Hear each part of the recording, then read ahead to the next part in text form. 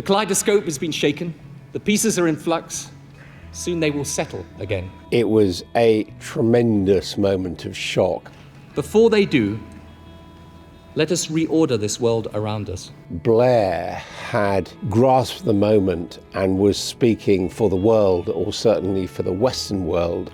For those people who lost their lives on the 11th of September and those that mourn them. In many ways, it was, I think, peak Tony Blair. For the strength to build that community. Let that be their memorial. It is Tuesday, the 2nd of October, 2001, and the British Prime Minister, Tony Blair, is about to make his first speech as leader to the Labour Party conference since winning election for the second time in the general election that summer. He's also speaking 3 weeks after the 9/11 Al-Qaeda attacks on America. Our way of life is a great deal stronger and will last a great deal longer than the actions of fanatics, small in number and now facing a unified world against them. People should have confidence. This is a battle with only one outcome: our victory, not theirs. Well, I've been a political journalist for 40 years and I've heard an awful lot of party leaders' speeches. I've often been in the room for them, either standing at the back or up in a commentary box. And, you know, to be honest, very few of them stick in your mind. I do certainly remember the one by Tony Blair at the party conference in 2001.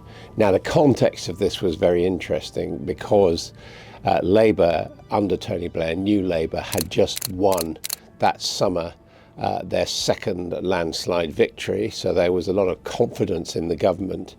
But between that Labour victory and Tony Blair's speech, 9/11 happened. It was a tremendous moment of shock. And that had only happened 3 weeks before Tony Blair was addressing his party conference.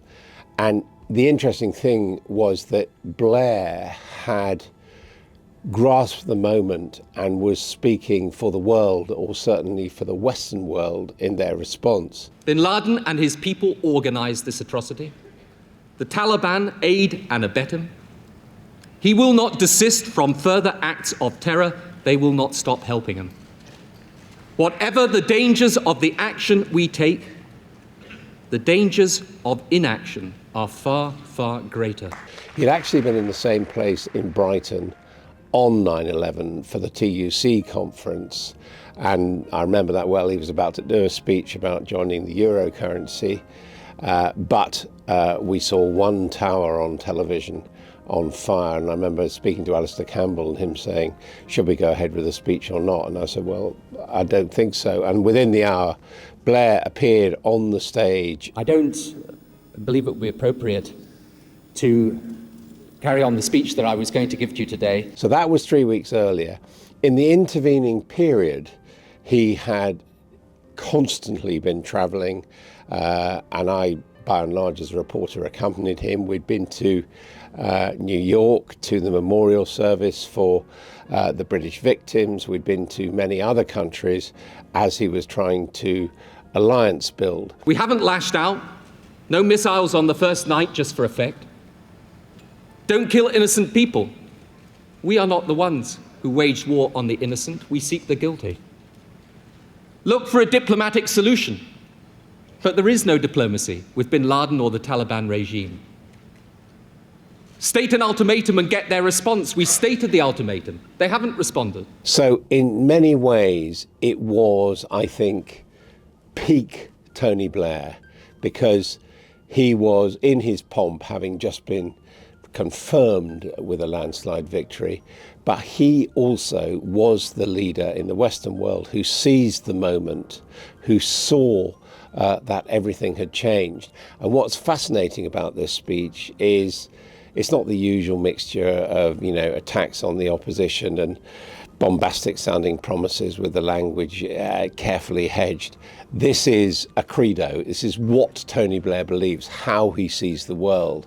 And, he sees a direct connection between what is happening in geopolitics following the Al-Qaeda attack with the reforms that he's trying to bring in to the country. But if we follow the principles that have served us here so well at home, that power, wealth, and opportunity must be in the hands of the many, not the few, if we make that our guiding light for the global economy, then it will be a force for good and an international movement we should take pride in leading. The whole message is better together. Globalization can be a good thing. Cooperation is a good thing. And of course, when we look back on it now, 25 years later, there are many aspects of the speech which have turned out to be wrong. But this is a speech of an extremely ambitious politician at his peak, not wanting to argue, but basically to tell people this is how he saw the world and this is what he was going to do. There is a coming together. The power of community is asserting itself. We are realizing how fragile are our frontiers in the face of the world's new challenges. Today, conflicts rarely stay within national boundaries. Tony Blair had his faults in as much as people remember another party conference speech where he had a shower too close to going on stage and he spoke in blue shirt sleeves, and by the end was dredged in sweat. But he was at his best when he was making an argument, expressing himself very frankly. And if you look at the speech, he doesn't hang around. He just opens with this assertion. In retrospect, the millennium marked a moment in time. It was the events of September 11th that marked a turning point in history. So he's telling people, and you have to remember that there had been an enormous fuss about the year 2000, and he had been got involved in a lot of criticism for the Millennium Dome, now of course the O2 Centre, and he just is right from the start, brushes that aside and says, this is the way it is. And I tell you that if Rwanda happened again today, as it did in 1993, when 1 million people were slaughtered in cold blood, we would have a moral duty to act there also. The state of Africa is a scar on the conscience of the world. But if the world as a community focused on it, we could heal it.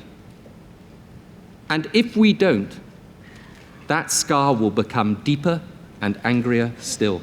We should only be part of the single currency if the economic conditions are met. They are not window dressing for a political decision. They are fundamental. But if they are met, we should join. And if met in this Parliament, we should have the courage of our argument to ask the British people for their consent in this Parliament. People who'd come to Brighton knew that they wouldn't be there forever. It couldn't be the usual kind of carousing in the bars. Yet there was a mood of celebration because this famous victory had been scored in the second general election.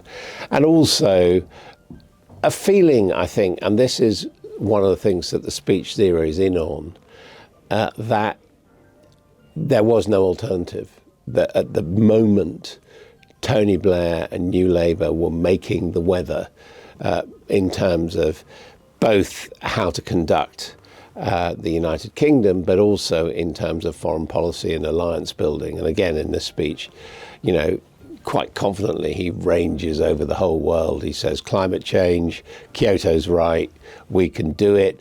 He says, we can sort out Africa, we can sort out the Congo if we want.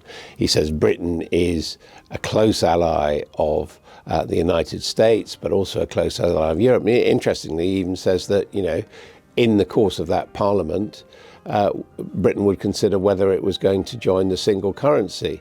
And he bemoans the fact that within the EU, Britain uncharacteristically, as he puts it, has been a follower rather than a leader. And clearly he's hoping at that stage that he can, as he said himself, put Britain at the heart of Europe. The kaleidoscope has been shaken. The pieces are in flux.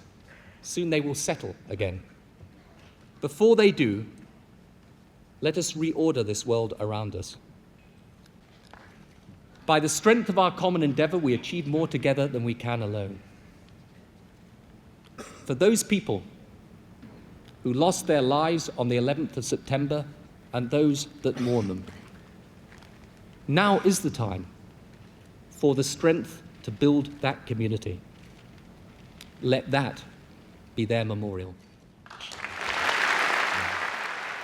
You can see that unlike quite a lot of political leaders we've seen, he is a natural phrase maker, and throughout this speech there are some remarkable phrases. The kaleidoscope being shaken in world politics has now become almost a cliche borrowed by many people. It was and has become so memorable precisely because it was correct, that actually spotting a moment where history changed was quite difficult. And, some people just said, well, we've had Irish terrorism, Al-Qaeda tried attacked America before. Yes, it's horrible, but this is not going to change the world.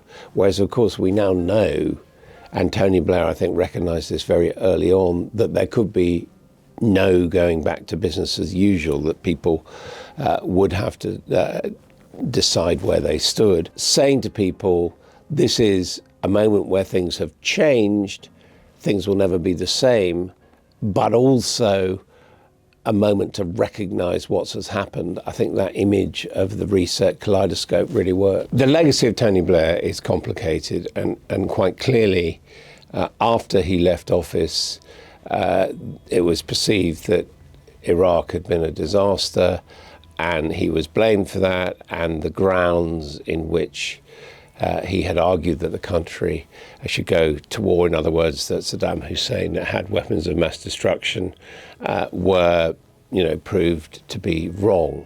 So a lot of people were very angry with Tony Blair, and were probably angry with him for, at least a decade after he left office in 2007.